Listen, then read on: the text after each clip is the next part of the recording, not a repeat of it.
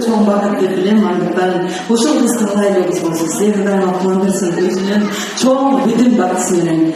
Alem men bolsam Azamat Jorobayev деген bizim belgili bir çocuk akademist çocuklarımız менен sizlerге Жандуу Рахмат өтті.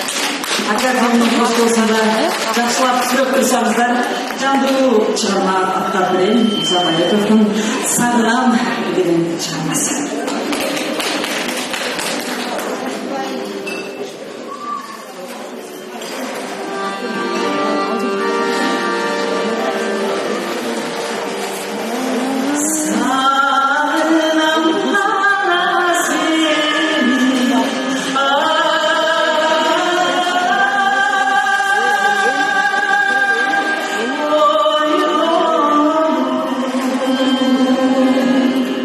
Sa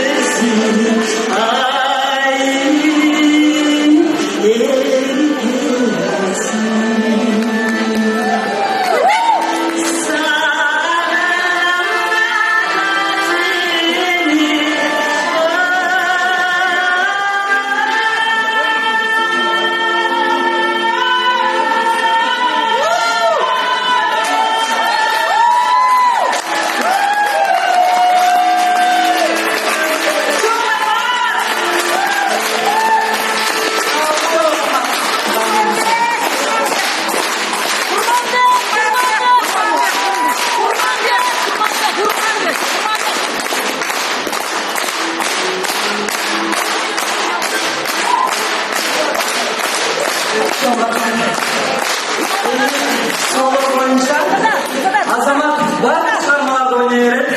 Buzoda. So'lov bo'yicha Viyolaga qarab qo'y. Viyolaga qarab. Qurmonbek epasidan üzüldü.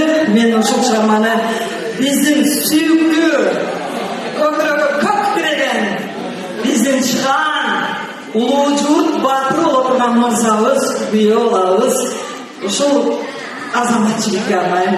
Janob shunday mo'ljada kollektiv o'tiradi, so'nggi chiqqan jigitlar. Shu yerda o'tirgan barcha azamatlar uchun